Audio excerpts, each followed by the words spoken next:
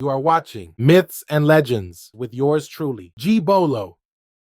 Early one morning, Anansi the spider went to help Grandma Spider. He knocked on her door. "Grandson!" Grandma exclaimed as she greeted him with a hug. Anansi blushed.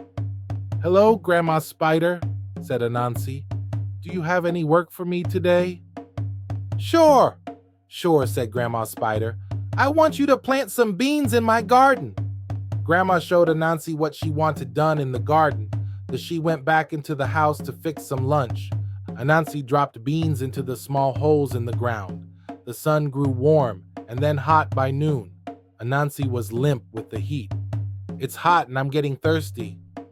Anansi pulled the brim of his hat down to shield his face from the sun. Grandma Spider came to the porch with a large pitcher of fresh lemonade and called to him, "Anansi, here's a cool drink for you." "Thank you, Grandma," he said as he drank the cold, sweet lemonade. "I'm making your favorite meal," said Grandma. "I'm cooking spicy beans. They'll be ready soon for our lunch." "I love your spicy beans," said Anansi. He finished his lemonade and went back to his work.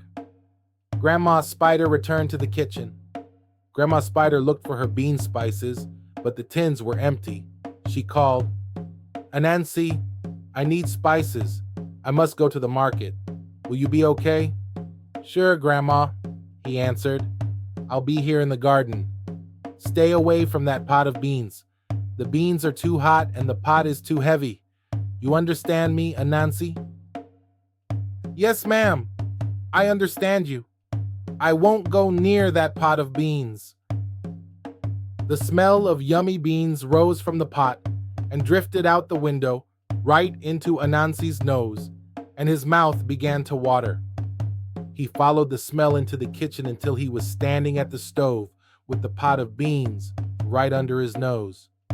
"Grandma said not to go near these beans. I better leave." He turned to go back to the garden, but the smell pulled at him. "I'm sure it's all right just to smell the beans," he said to himself. Anansi lifted the lid and hot steam filled the air. Anansi took a deep breath of the steam. "I'm sure it's all right to just taste the beans. Grandma won't have to know." He dipped Grandma Spider's big spoon into the pot.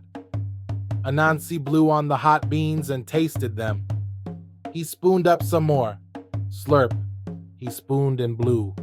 Slurp. He spooned and blew and slurped up, spoonful after spoonful of the beans. "Grandma will come back soon. I don't want to get caught." Anansi thought, "I know. I'll put the beans in my hat and Grandma won't know." Anansi took off his hat and filled it full of steaming beans. As he put the lid back on the beans, he heard shouts from the garden. "Hey! Hey! Get out of Grandma Spider's garden!" Anansi saw a flock of birds eating the beans he had just planted. Some of the neighbors were waving and yelling. The scared birds flew through the open kitchen window. The neighbors ran to the porch and pounded on the door. "Get out of Grandma's kitchen, you nasty birds! Let us in to help!" Anansi didn't know what to do. He had to hide the beans. "Anansi, let us in!" the neighbors yelled. The birds screeched and flapped, and Anansi looked around quickly. Anansi did the only thing he could think to do. He pulled a hat full of hot beans on his head and opened the door. The neighbors came in, yelling and screaming and chasing out the flapping birds. When everything was quiet, they turned to see if Anansi was all right. There stood Anansi with tears streaming down his face. "Anansi, did the birds hurt you?" The birds hadn't touched him, but the hot bean juices soaked his beautiful hair. He tried to sound cheerful when he said, "Thanks, everybody. I'm fine. The birds are gone. You can all go home now." The neighbors looked at Anansi. "Anansi, what's wrong? Why are you sweating? Were you scared? Were you hurt?" "No, I'm just hot and sweaty from working in the garden. I have to finish now so you can go." The beans were burning Anansi's head, and he couldn't stand still. He danced from side to side and up and down, shaking the hat on his head. Anansi, that's a wonderful new dance. Let us watch. The beans are really burning Anansi's head, and now the bean juice was running down his face. He shook his hat and danced until finally he could not stand it. No more! No more! Anansi shouted as he pulled the hat from his head. Beans flew everywhere. Then everyone stared at Anansi in surprise. His head was as bald as an egg. The beans had cooked his hair clean off. The neighbors began to laugh. Look at Anansi.